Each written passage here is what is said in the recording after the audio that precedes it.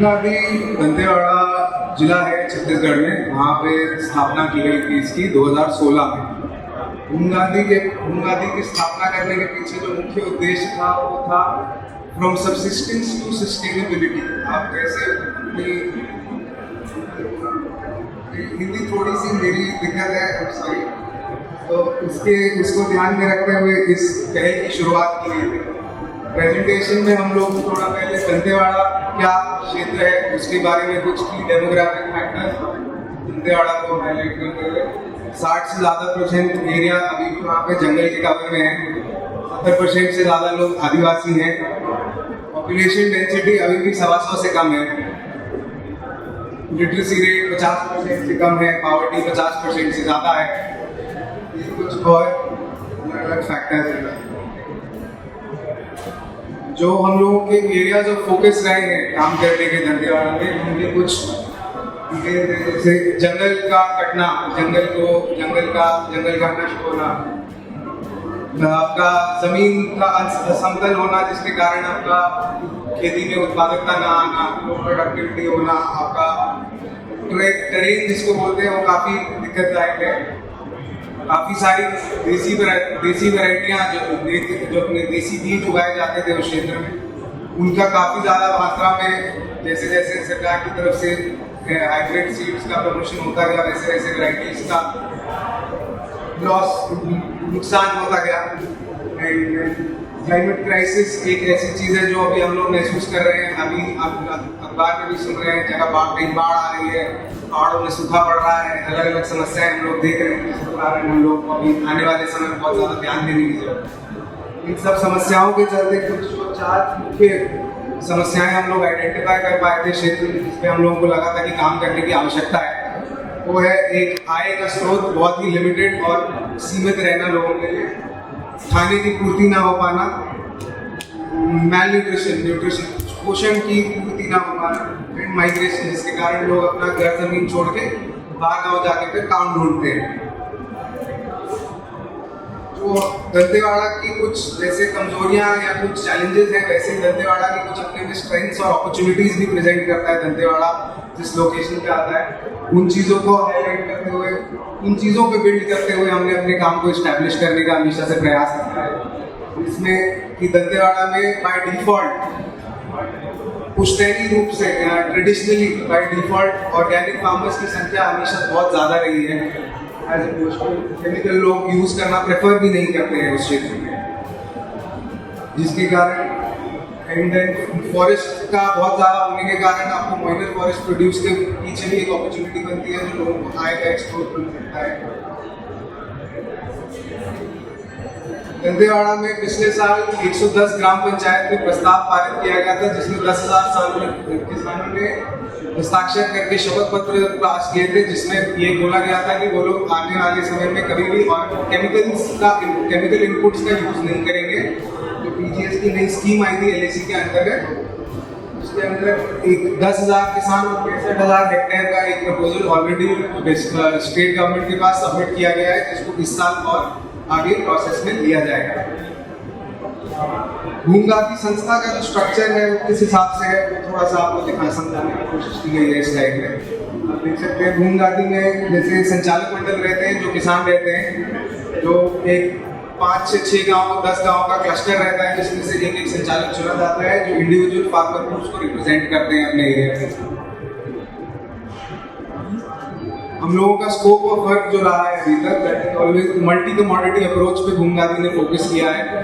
Paddy, millets, pulses, oilseeds, spices and forest produce.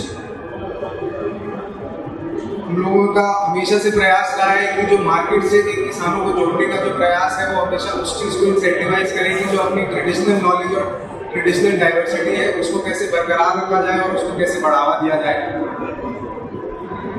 हम लोग प्रयास यही करते हैं कि maximum to maximum from seed to inputs everything we try to make it happen within the district itself, ताकि market से या फिर बाहर के डिस्ट्रिक्ट पे भी आपकी बहुत ज़्यादा डिपेंडेंस ना बने, किसान अपने में आत्मनिर्भर उसी हिसाब से बन सके।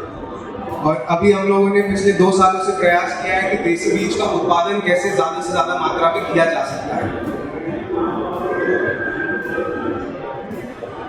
अभी तक हम लोग पिछले 6 साल से लगभग काम कर रहे हैं, जिसके कारण हम लोगों ने कुछ छोटे माइलस्टोन्स अचीव किए हैं, जो हम लोगों के काम की जो सक्सेस बोलेंगे, स्मॉल सक्सेसेस, उसको हाईलाइट करते हैं।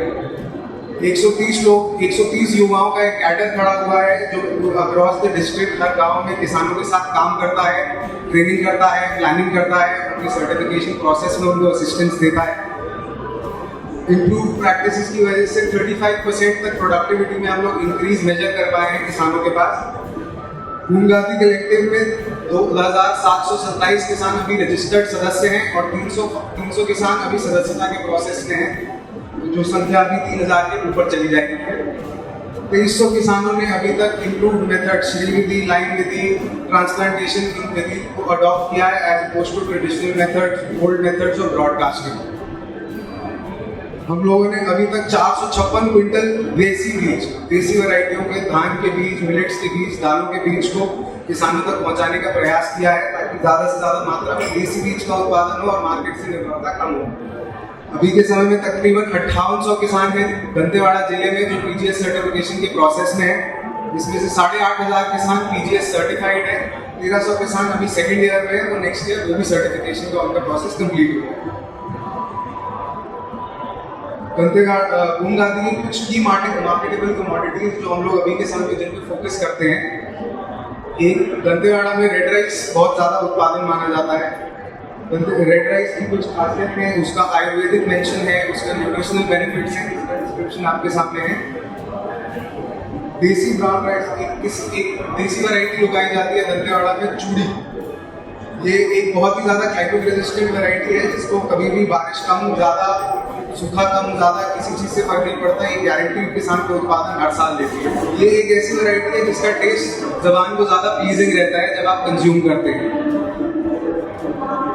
मिलेट्स जो हमारे क्षेत्र में उगाई जाती है, लिटिल मिलेट सबसे ज़्यादा मात्रा में उगाया जाता है। उसके अलावा बार्नयार्ड मिलेट, कोदो मिलेट, रागी, ज्वार एंड बाजरा पिछले 2 सालों से किसानों ने उत्पादन अभी शुरू किया है। तो इसको आमबाड़ी बोलते हैं। आमबाड़ी जो एक ऐसा पौधा रहता है, ये किसान के लिए बहुत ही रोचक पौधा रहता है। इसकी पत्ती से किसान अपनी सब्जी बनाता है, चटनी बनाता है। इसका जो फूल होता है उसके कॉस्मेटिक यूजेस रहते हैं और कंजम्पशन यूजेस भी रहते हैं। कॉस्मेटिक यूजेस में इसका फेस पैक और हेयर पैक बनाया जाता है। कंजम्पशन यूजेस में इसकी चाय बनाई जाती है, इसकी ठंडी शरबत बनाई जाती है, जिसको अभी हम लोग मार्केट में प्रमोट करने का प्रयास कर रहे हैं।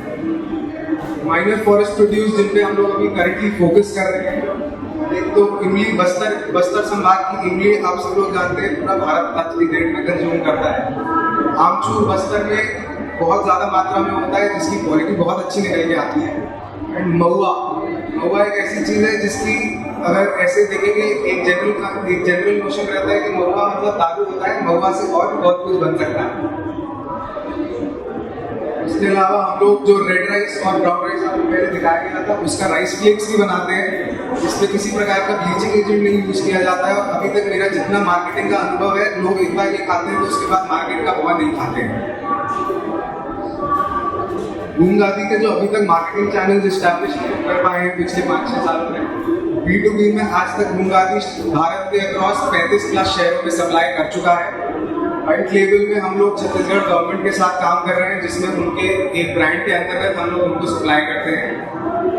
B2C जिसमें भूमगाती अपनी ब्रांडिंग में, भूमगाती का ब्रांड है, उसका नाम है आदिल।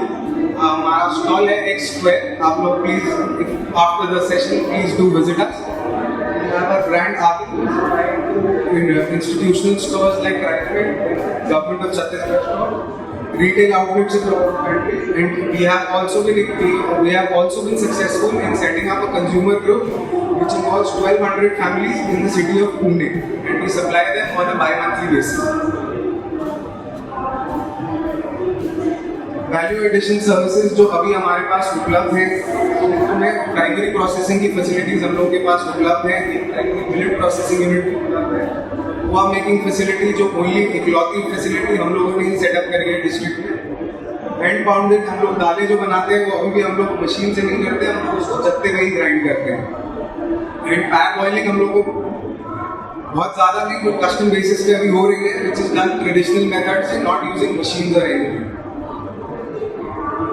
हम लोग जो चैलेंजेस हम लोगों को बताया, चैलेंजेस और अपॉर्चुनिटीज की हम लोगों को बात कर रहे हैं। चैलेंजेस जो हम लोगों को फेस होते हैं अपने काम को पूरा करने में, हमारे क्षेत्र में सिंगल क्रॉपिंग होती है क्योंकि अभी भी 90% of more than 90% of the land is still rain fed for agriculture practice. Single crop ही किसान ले पाते हैं। लैक ऑफ इंफ्रास्ट्रक्चर, जिनके पास पानी की सुविधा होती है वो भी बहुत ज़्यादा दूसरी फसल नहीं ले पाते क्योंकि फेंसिंग और ये सब सुविधाएं बहुत ज़्यादा अभी तक क्षेत्र में उपलब्ध होती है। देसी बीज के केस में एक जो समस्या होती है, जैसे अब आपको अगर मान लीजिए मेरे को IR 64 का बीज चाहिए तो मैं मार्केट में जाऊंगा, दुकान वाले को बोलूंगा मेरे को IR 64 का साफ बीज मिल जाता है।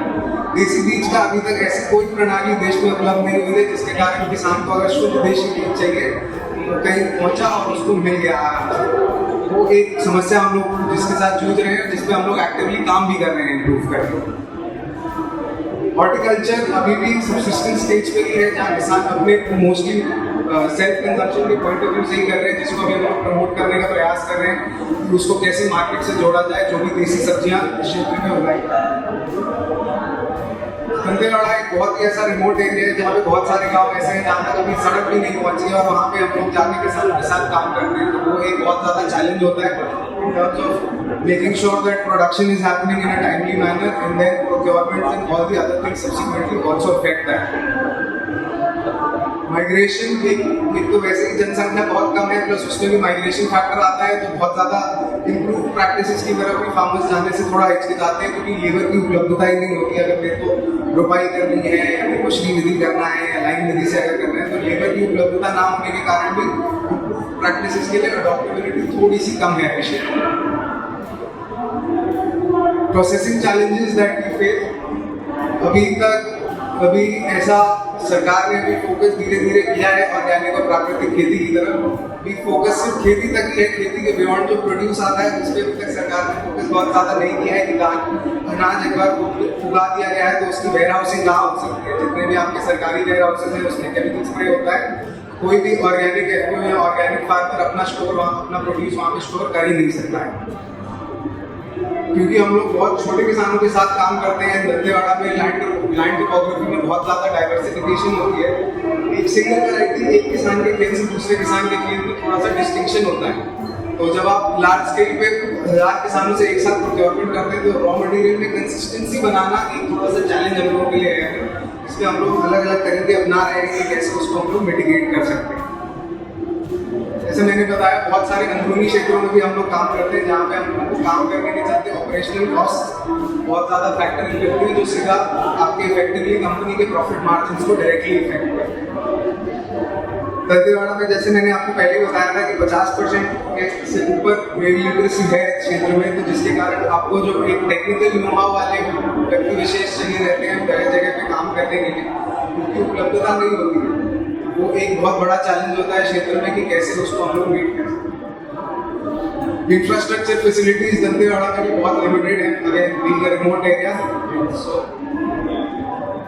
challenges in marketing that you face since again, so most of the factors here are considering the remoteness of the region, having very limited facilities to transport goods from the processing unit to the consumer or to the retailer or to the buyer.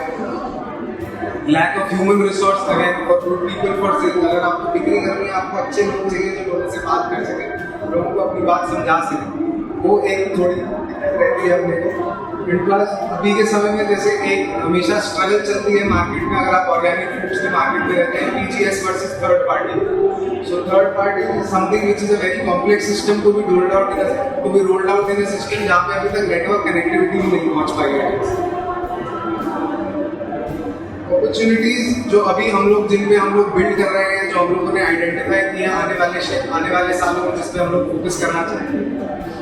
Production stage में हम लोग land development and watershed management के ऊपर अभी आने वाले सालों में हम लोगों का फोकस रहेगा। We're liaising with the government departments, we're liaising with private entities, we're liaising with other organizations to learn from their experience and what can be implemented in Dantewada.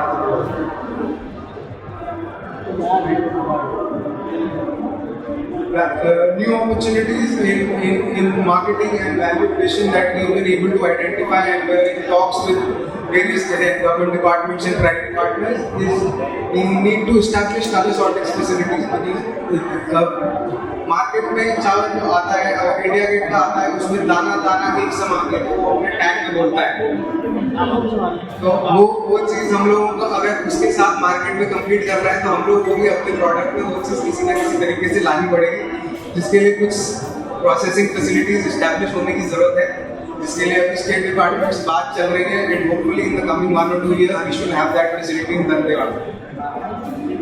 Secondary processing is something that we recently set up जिसमें हम लोग अपना broken जो by products होता है for मिनरलिंग and everything उसको maximum utilisation करने के लिए कैसे उसको हम लोग रवा सूजी रेडी टू कुक मिक्सेस इन सब के ऊपर अभी हम लोग फोकस कर रहे हैं इन सब पे भी हमारी R&D चल रही है. Tertiary processing is something that is mentioned here, but this is something that is 2 years down the line, so I'll skip that. Parboiling of paddy is something that opens the market in down south for us in a very huge manner, given the fact that majority of the rice variety, North India पतला चावल खाता है, South India सारा चावल खाता है. मेरे को अगर सारा चावल बेचना है तो मेरे को South India का market खोलना है. So that parboiling unit will help us do that. Thank you.